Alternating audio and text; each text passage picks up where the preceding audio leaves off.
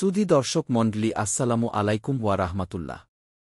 কয়েকদিনের টানা বৃষ্টিতে পশুঘাটের অবস্থা খুবই শোচনীয়। উপরে বৃষ্টি, নিচে নরম কাদামাটি, কোথাও একটু বসবার সুযোগ নাই এবং হাঁটতে হয় খুব কষ্ট করে জুতা হাতে নিয়ে। এই মুহূর্তে গরু অনেকটা জলজ প্রাণী হয়ে গেছে। আমার বরাবর পছন্দ দিয়া বাড়ি হাট, প্রতি বছর এখান থেকেই গরু কিনে থাকি। গতকাল গরু দেখতে এসেছিলাম, তবে বৃষ্টির জন্য সুবিধা করতে পারিনি। আজকে আবার এসেছি। পরিবেশ পরিস্থিতি দেখে কবির ভাষায় বলতে হয়, বৃষ্টিরা সব থেমে গেছে, জেগেছে গরুর ভিটা, আকাশটা স্বচ্ছ, আজি নেইকো মেঘের ছিটা। গরুর আমদানি খুব একটা বেশি না, যা এসেছে সেগুলো বাজার যাচাই করার জন্য যথেষ্ট নয়। এখানে বিক্রেতা দাম চাচ্ছে ইচ্ছেমতো, আর ক্রেতা দাম বলছে না। এখানে আগত ব্যাপারীরা তাদের গবাদি পশুসহ ভীষণ কষ্টের ভিতর আছে। পশুর খাবার এবং নিজেদের রান্না সব কিছু একটা কঠিন ব্যাপার। গতকালের বৃষ্টির ভিতরে কোনো দামাদামি করা সম্ভব হয়নি, ব্যাপারীরাও কোনো আগ্রহ দেখায়নি, তাই পশুর মূল্য আপনাদেরকে দেখানো সম্ভব হয়নি। আজকে দর দাম এর ব্যাপারে আপনাদের কম বেশি কিছু ধারণা দেওয়ার চেষ্টা করছি। এই যে বৃষ্টি ভেজা গরুটা দেখছেন, এটার আস্কিং প্রাইস 130 টাকা, অর্থাৎ 1,30,000 টাকা। মোটামুটি এই সাইজের গরুগুলোর দাম 1 লক্ষ থেকে 1,30,000 টাকার মধ্যে। এখন যে কালো এবং লাল বড় গরুগুলো দেখছেন, এগুলো 3 লাখ থেকে 4 লাখ দাম হাঁকছে। এই গরুগুলোর আবার বাহারি সব নাম, কালো পাহাড়, লাল পালোয়ান, মাতব্বর, আরও অনেক অনেক নাম।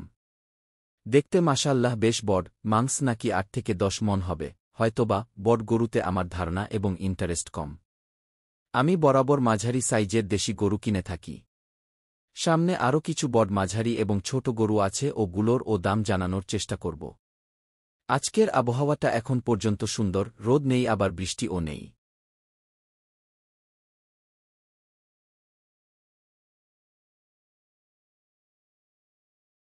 এখন লাল লম্বা বিদেশি ডিজাইনের যে গরুগুলো দেখছেন, এগুলোর দাম 2 থেকে 3 লাখ টাকার মধ্যে। ভিডিওতে অবশ্য মাঝারি এবং বড় অথবা বড় এবং মাঝারি সাইজের গরুর মধ্যে পার্থক্যটা আন্দাজ করা কঠিন, সবই কাছাকাছি মনে হয়।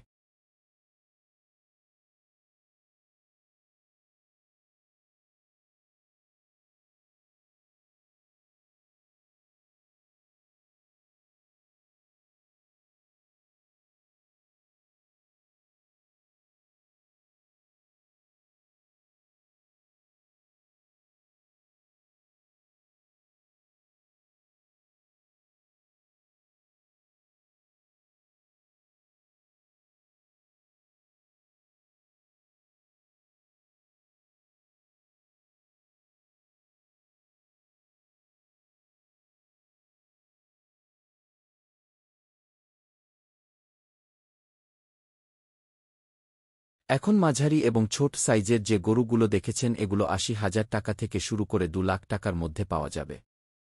এখন আবার নতুন করে বৃষ্টি শুরু হলো, শেল্টার নেবার জায়গা নেই। ছাতায় ভরসা, গরুর তাঁবুতে আমি গরুর গুতা বা পাড়া খাওয়ার ভীষণ ভয় পাই।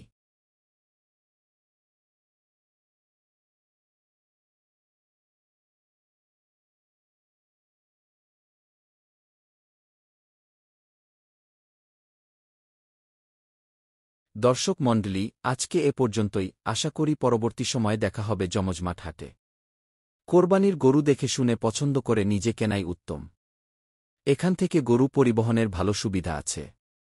পিক আপের ভাড়া মোটামুটি যুক্তিসঙ্গত। টাকা কিছু বেশি লাগলেও কোরবানির গরু হাঁটিয়ে নিবেন না, এতে অনেক সমস্যা হতে পারে। তাছাড়া এই গরুগুলো হাঁটতে অভ্যস্ত নয়। সবাই ভালো থাকবেন, আসসালামু আলাইকুম।